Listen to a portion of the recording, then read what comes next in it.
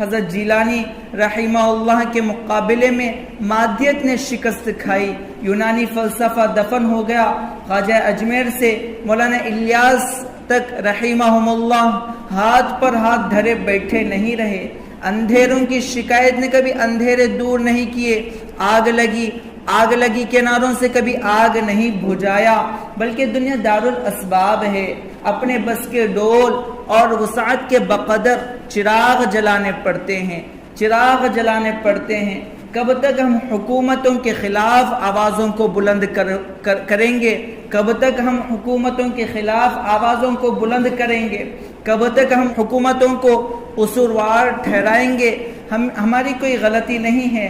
میں پوچھنا چاہتا ہوں، ایسی کون سی حکومت ہے جو فجر کی فرض نماز مسجد میں باجماعت ادا کرنے پر پابندی لگاتی ہے؟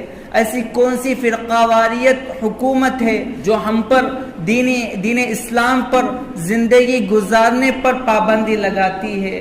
میں پوچھنا چاہتا ہوں، ایسی کون سی حکومت ہے، ایسی کون سی پارٹی ہے جو ہمیں قرآن کی تعلیم سے اپنے بچوں کو دور کرنے پر مجبور کر رہی ہے؟ کوئی ایسی سیاست پارٹی نہیں ہے۔ سب سے پہلے ہم دین اسلام سے دور ہو گئے، سب سے پہلے ہم نے دین اسلام کی تعلیمات کو ترک کیا، سب سے پہلے ہم نفسانی خواہشات کو اپنا خدا مان لیا، نفسانی خواہشات کے مطابق ہم نے زندگی گزار دی اور حکومتوں کو برا بھلا کہنے لگ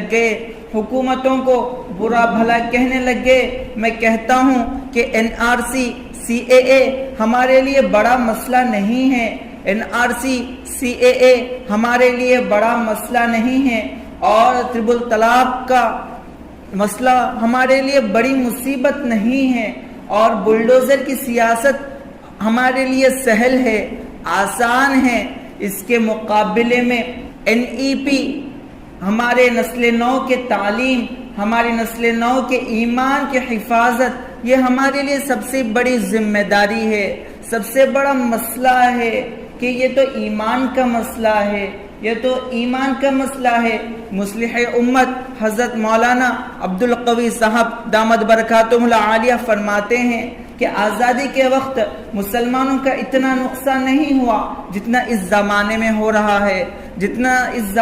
ہو رہا ہے، فرماتے ہیں کہ آزادی کے وقت مسلمانوں کے جان و مال کا خوف تھا، ڈر تھا، لیکن یہ وہ زمانہ ہے جس میں مسلمانوں کے جان و مال کے ساتھ ایمان کے سلب ہونے کا خوف لگا ہوا ہے، ایمان کے ختم ہو جانے کا ڈر لگا ہوا ہے۔ اس کا ایمان باقی نہ رہے، وہ مسلمان کہلائے جانے کے قابل نہیں ہے، وہ مسلمان کہلائے جانے کے قابل نہیں ہے۔ ہم نے اپنے بچوں کی دینی تعلیم کے لیے کتنی کوششیں کی ہیں، کتنی محنتیں کی ہیں، ہم نے اپنے بچوں کے لیے پراپرٹی جمع کی، یہ ہماری ذمہ داری ہے، اور مال و جائیداد کے سلسلے میں اور ہم نے اپنے بچوں کے لیے غور و فکر کیا، یہ ہماری ذمہ داری ہے۔ حلال روزی ہم اپنی اولاد کے پیٹ تک پہنچائے، یہ ہمارا فریضہ ہے۔ اس کے ساتھ ساتھ ایک اہم فریضہ ایمان کی حفاظت کا ہے، ایمان کے حفاظت کا ہے۔ ہم یہ کیسے تصور کر سکتے ہیں کہ ہم مسلمان ہیں، ہماری اولاد بھی مسلمان رہے گی، ہمارا نام مسلمان ہے، ہماری اولاد کا نام بھی مسلمان رہے گا، اور وہ بھی مسلمان اسلام میں باقی رہے گا مرتے دم تک؟ نہیں، یہ وراثت میں منتقل ہونے والی شے نہیں ہے، بلکہ اس پر مستقل محنت کرنے کی ضرورت پڑتی ہے۔ میں مسلمان ہوں اور میری اولاد بھی مسلمان بنے۔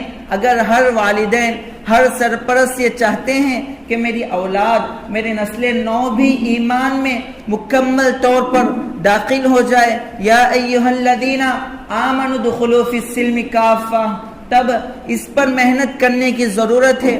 مسلمان اپنی اولاد کا نام رکھنے سے وہ مسلمان نہیں ہوگا، بلکہ اس کو دین اسلام کی تعلیمات سے آراستہ کرنا ہوگا، دین اسلام کی تعلیمات سے جوڑنا ہوگا، قرآن و حدیث کی تعلیمات کو اس کی زندگی میں لانے کی فکر کرنی ہوگی، غور کرنا ہوگا کہ میری اولاد کی زندگی میں قرآن و حدیث کی تعلیم کس طرح آ جائے۔ کس طرح میری اولاد دین اسلام پر چلنے پر قادر ہو جائے.